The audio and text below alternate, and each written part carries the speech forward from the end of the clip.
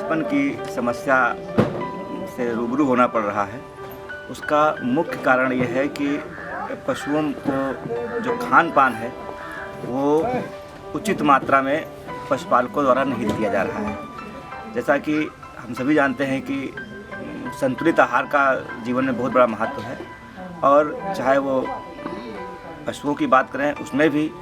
जब तक संतुलित आहार नहीं मिलेगा तब तक पशु का शरीर में जो आवश्यक तत्वों की जो ज़रूरत होती है वो नहीं रहेगी, तो बांझपन की समस्या आती है। लगभग 50% बांझपन की समस्या केवल ये मैनेजमेंटल प्रॉब्लम, ये जो खान पान की प्रॉब्लम है, कमी है, इसकी वजह से आती है। मुख्य रूप से क्या होता है, कैल्शियम और फास्फोरस, विटामिन ए, डी, ई, ये ऐसे तत्व हैं कुछ जो कि अगर पर्याप्त मात्रा में पशुओं को मिलते रहे तो पशु समय से गर्मी में आएगा और गाभिन भी रुकेगा। अगर इन तत्वों की कमी होती है तो दिक्कतें आती हैं। और गांव में क्या होता है कि पशुपालक अपने सूखे पशुओं को जो है ज़्यादा खान पान पे ध्यान नहीं देता है। जब वो गाभिन होता है तब तो उसकी खिलाई पिलाई अच्छी करता है, लेकिन अगर दूध नहीं दे रही है या कोई बछिया है छोटी तो उसको खिलाई पिलाई नहीं करते, जबकि ये एक गलत धारणा है। ऐसा नहीं होना चाहिए। बछिया को अगर हम सही मात्रा में दाने का और मिनरल मिक्सचर, विटामिन्स पर्याप्त मात्रा में देते रहेंगे तो वो सही समय पर गर्मी में आएगी और रुकेगी। संतुलित आहार में मुख्य रूप से आहार में 3 चीज़ें होती हैं: प्रोटीन, ग्लूकोज और वसा। ये इसके अलावा कुछ माइक्रो न्यूट्रिएंट्स कहलाते हैं, सूक्ष्म तत्व, calcium, phosphorus, vitamin E, iron. तो ये चीज़ें जो हैं ये सब एक संतुलित मात्रा में अगर दाने में, चारे में पशुओं को मिलता है तो वही संतुलित आहार कहलाता है। संतुलित आहार में भूसा या हरा चारा के अलावा दाना जो है वो महत्व रखता है। दाने में भी चूँकि 3 जो मुख्य घटक हैं, वसा और ये ग्लूकोज और आपका प्रोटीन, इन तीनों को पर्याप्त मात्रा में मिले, इसके लिए एक अनुपात में मिलाया जाता है। जैसे कि अनाज जो है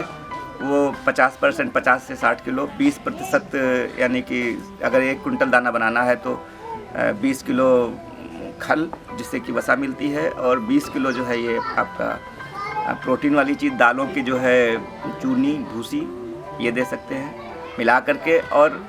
1 कुंटल में लगभग 1 से 2 किलो मिनरल मिक्सचर और 1 से 2 किलो तक नमक, ये मिला करके आप रख लीजिए और आराम से जो है पशुओं को खिलाएं। अगर बछिया है तो 1 किलो पर डे पर्याप्त है, और अगर दूध देने वाली गाय है तो उसको 1 किलो उसके शरीर के लिए, बाकी 3 किलो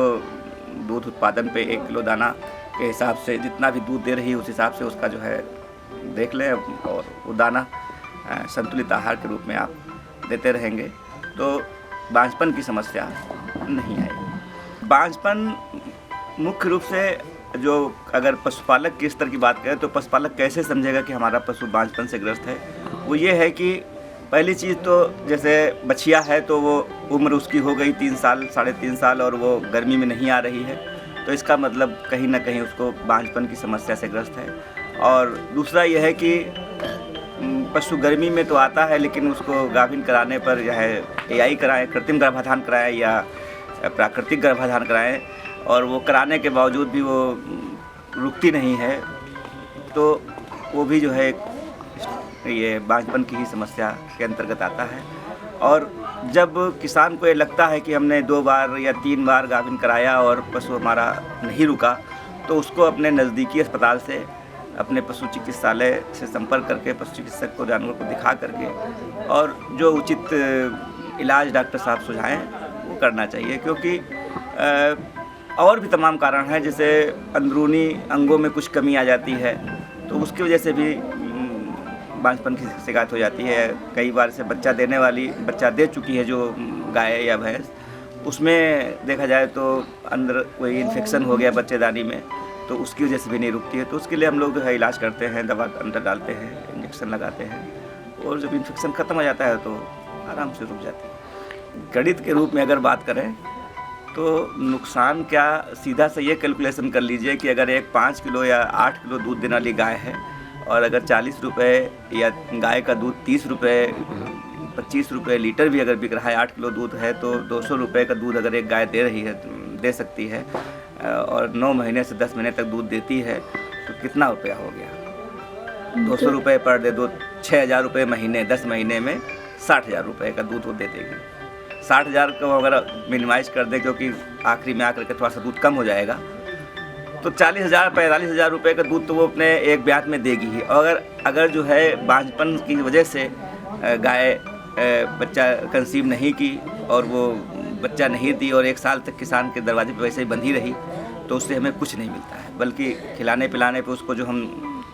इन्वेस्ट कर रहे हैं, जो उसमें लगा रहे हैं, वो हमारा सब व्यर्थ जाता है। किसानों को मैं ये सलाह देना चाहूँगा कि अपने पशुओं को, अपनी गाय भैंस को बांझपन से बचाने के लिए पहली चीज़ तो ये है कि जो भी उसकी